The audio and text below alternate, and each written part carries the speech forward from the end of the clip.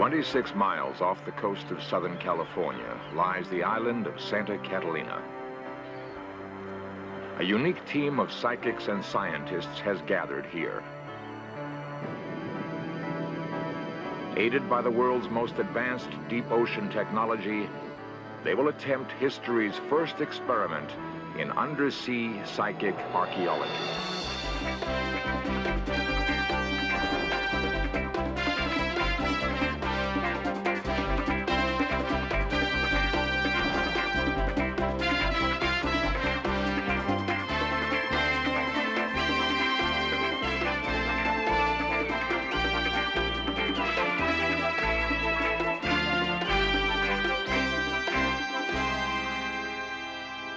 Is there something in the human mind that can gather information our normal senses do not know? Can a psychic, guided only by paranormal powers, reach out with some portion of himself to describe an unknown wreck on the ocean floor?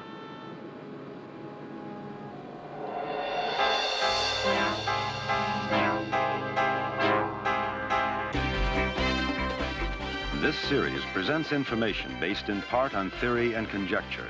The producer's purpose is to suggest some possible explanations, but not necessarily the only ones, to the mysteries we will examine.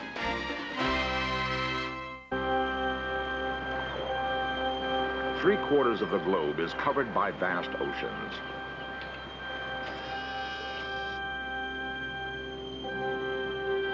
Undersea archaeology faces the problem of discovering artifacts from depths ranging down to 7 miles. Low light, shifting sand, and growing coral often obscure the outline of objects beneath the sea. The very act of diving is fraught with danger and difficulty. Man was not made to recover history underwater.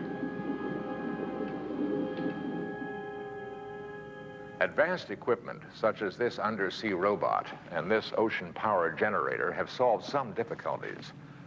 But even technology cannot answer the most critical challenge: where to look, where to find the objects which unlock the closed chapters of our past. Perhaps the answer lies not with machines, but within ourselves. Can some strange and as yet unexplained psychic ability help us to see that which is concealed from ordinary vision?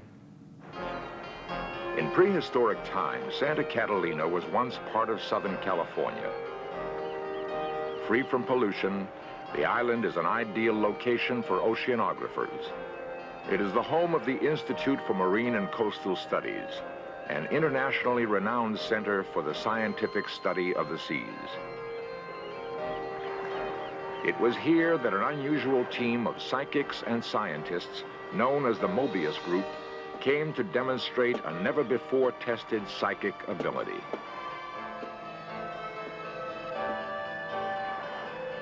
Using an extraordinary new research submarine, the team would attempt to prove that man's psychic capabilities could indeed reveal the ocean's secrets.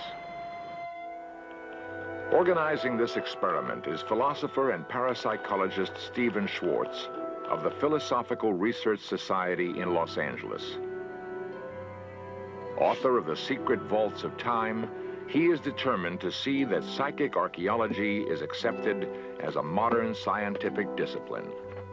He has researched accounts of psychic investigations being used to discover archaeological sites on land. Based on this research, he now posed a startling question. Could psychic talents, he wonders, also be used for the more difficult problem of locating objects on the ocean's floor? To answer this question, he organized Project Deep Quest. I chose the sea because it offered a chance to close all the loopholes. If Deep Quest was going to be successful, the only explanation would be that we obtained information from psychic sources. In 10 years of research, I had examined the work of about 75 scientists all around the world. It had never been done before. Nobody had ever tried a deep ocean psychic archaeology experiment, but I was convinced it would work. As real as a person is the research submarine, Taurus 1. This 34-foot-long electric-powered $3 million submersible is perfectly suited for the experiment Schwartz has in mind. With her large viewport, more than 1,000-foot depth limit, and the ability to retrieve objects from the sea floor, Taurus 1 offers the Mobius group a real chance to prove their psychic claims.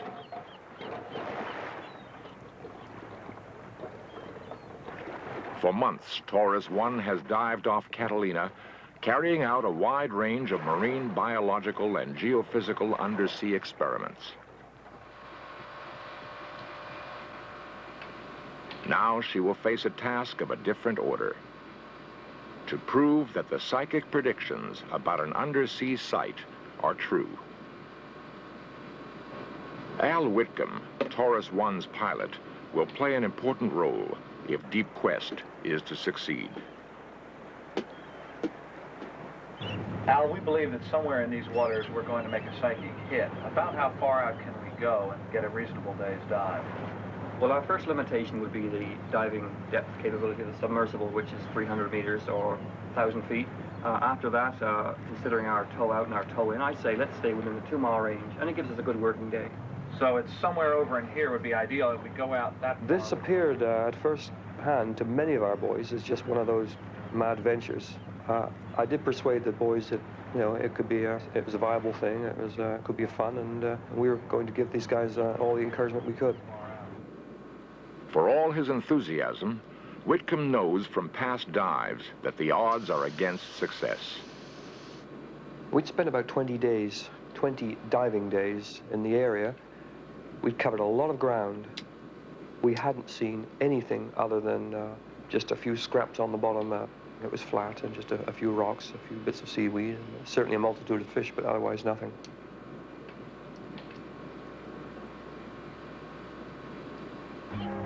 Can a newly discovered psychic ability, known as remote viewing or distant viewing, locate previously undiscovered objects? The Mobius team turns to psychic Ingo Swan. Like all psychics selected by Schwartz, New York-based Swan would not describe himself primarily as a psychic. Swan's description would be a painter. He is an artist whose works hang in the Smithsonian Institution. His psychic powers, though, have penetrated 30 feet of concrete and special shielding to stop the functioning of electronic apparatus. He has also accurately described conditions on Mars, Mercury, and Jupiter, which were later proven correct by NASA's space probes. An artist he may be, but it was as a psychic that he undertook Deep Quest's assignment. Well, it takes a lot of guts to accept a challenge like this. Now, Deep Quest, of course, was an ideal type of experiment along these lines where the psychics involved could sort of get into it at a creative level and discover things very distant from themselves, and then go find out if they were really there. The task Schwartz assigns the psychics: use your powers to locate an archaeological site of your choosing in the waters off Catalina. Identify specific objects within the site, draw pictures of what the objects look like, explain their history. This isn't an easy thing to do. At first, you have to work up to it, you know, and sort of separate yourself from the physical environment and become, as it is, psychic for that particular task, and then do it. Swan has never been to Catalina, is not an expert on nautical history, and has been given no other guidance but the chart and the questions. Using only his psychic insight, he develops a list of items he believes are on the ocean floor. I like that shape. Okay. Hella Hammond is the other psychic involved. She and Swan are regarded by many as the most successfully tested psychics in the United States. I think that's about right. Like Swan, she has no familiarity with Catalina or marine archaeology. People think of a psychic as somebody who's wearing a turban and has a crystal ball. I don't think of myself as a psychic. I'm a photographer, and I've been very interested in psychic functioning. And I guess I've spent a lot of time trying to learn how to be more receptive and more tuned to that other world that exists. To me, psychic is just to really be aware, not things with trappings. So I would rather call it being very, very aware. I just sort of look at the map, not as much with my eyes as sort of get the feeling of it. And I tend to feel a heaviness in certain areas. I can't describe it any other way. It just sort of gets heavy. And that's where I mark the map. One of the charges leveled at psychic researchers is that experiments are rarely witnessed in their entirety by an uninvolved, credible observer. To meet this criticism, Dr. Ann Cale, whose NASA satellite work has gained her international respect, is asked to accompany the team and control all original documentation to avoid charges of fraud. The team is now complete. Reputations are on the line. Over the past 10 years, more than 4,000 dives have been made in this area. Is it conceivable that the most thoroughly studied depths on the California coast can still yield secrets to the past? Only one step remains. The night before the dive, Institute official Brad Veek, himself a career submariner, takes the charts made by the psychics and prepares a composite chart which will be used to guide the team to their chosen target. He is amazed that both psychics have independently selected the same site, a few hundred yards out of a total area of more than 1,500 square miles. There is also a long list of specific objects, including winches, chain, and other remains of a wooden ship which had blown up and sunk. As Veek prepares the composite, Hammond feels impelled to reach out yet again through the dark ocean depths. Driven by an impulse she herself does not understand, there emerges in her mind a clear vision of several artifacts, including an enigmatic block. As with all the psychic predictions, this strange, volunteered insight is logged into the experimental record. Will such a block be there?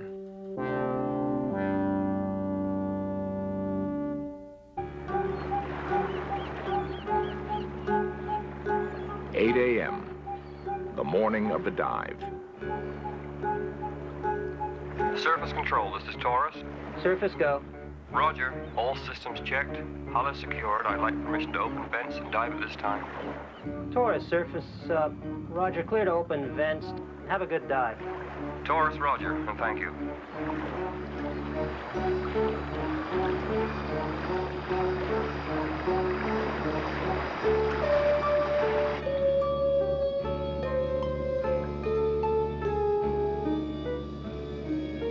Surface Taurus. On the bottom, depth 80 meters. Visibility 7 to 10 meters. Current nil. Would Deep Quest produce results or pictures of an empty sea floor? 10 a.m., 2 hours into the dive. This is Surface. Any progress? Surface Taurus. Nothing so far. Bottom is clean.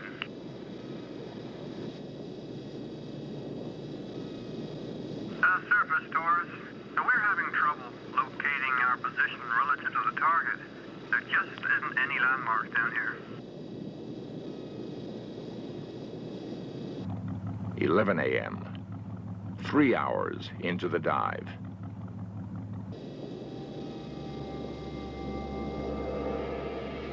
This is Surface. Any luck? Surface. surface, negative on that. We cannot find the location, or I guess there's nothing there. Taurus, blow some air premier tanks. We'll try and fix your location relative to the Psychic's target area.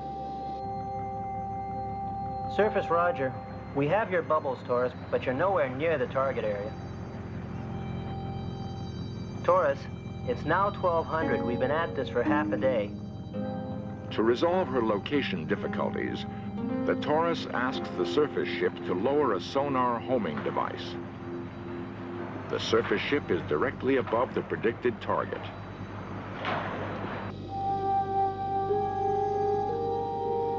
The team knows this is their last chance. They have perhaps another hour to produce a hit, or Deep Quest will fail. Ingo Swann feels he is receiving psychic impressions, and he advises submarine pilot Al Whitcomb. Ingo pointed in a direction and said, "Go there, go there." So I just turned the submersible and drove it along his finger. He pointed to a shadow on the bottom, and he said, "That's it, that's it." So I said, "Well, okay," and I extended my articulated manipulator, dug it into the bottom, and pulled out the first artifact.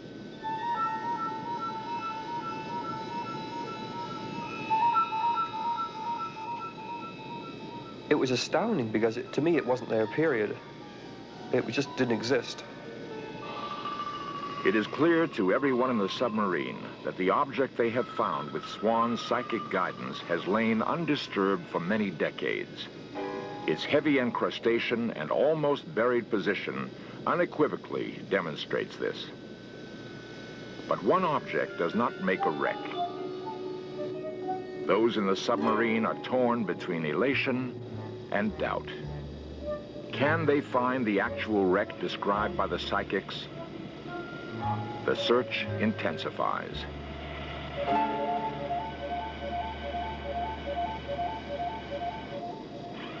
That was that contact.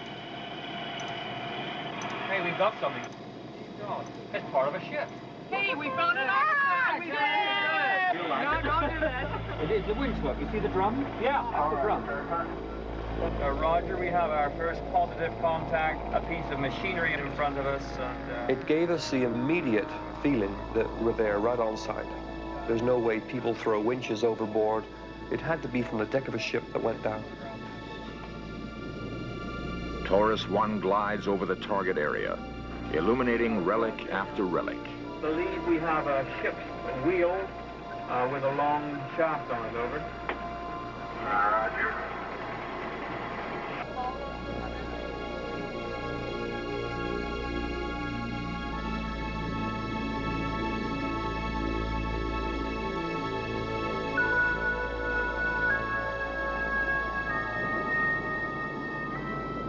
Still, the team wants more. And go on and investigate other targets, over. Roger, you're good. Get back to that, eh? They decide to make one last pass.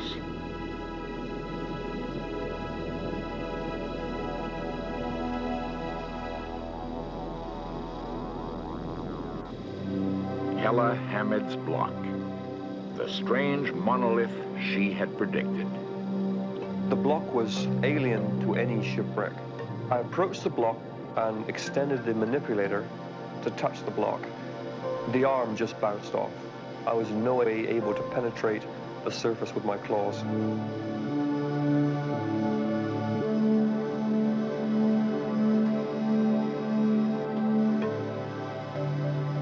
Such a unique psychic prediction coming true stuns Schwartz. I'm not sure we'll ever know exactly what it was. The fact is that woman, who was in every way a perfectly normal person, somehow reached out with her mind and accurately saw and was able to draw something that should not have been there. Here was clear confirmation of the psychic's description of a sunken ship. Here were the chains, pipes, and debris, and Hamid's block. With nothing more than the psychic predictions on charts and Ingo Swann's on-site guidance for fine-tuning, Deep Quest has made history.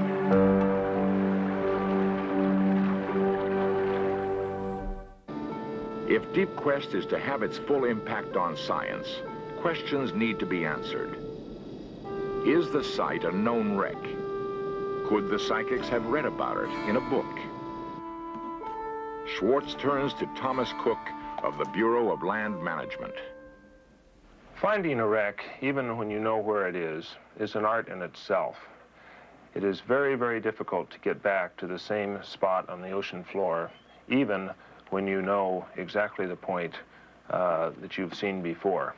We have had to go through, catalog, and identify all of the existing known wrecks or suspected wrecks, which number better than 1,100 wrecks. Taking a look at the over 53 wrecks reported in the Catalina Island area, I am convinced that there has been no known reported wreck in this area or of a ship of this type. Finally, all the information is reviewed by the director of the Institute for Marine and Coastal Studies of the University of Southern California, Don Walsh. Could Deep Quest be a fraud?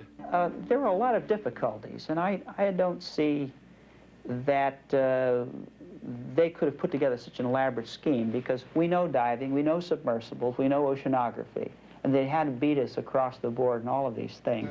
The salting of the site, that is putting these items down that were later described by the psychics, would be a very difficult thing to do, because 270 feet of water is clearly beyond the depths of most divers. But I'm just saying that from my knowledge of the oceans and ocean engineering and the parameters involved, it's extremely difficult in this case.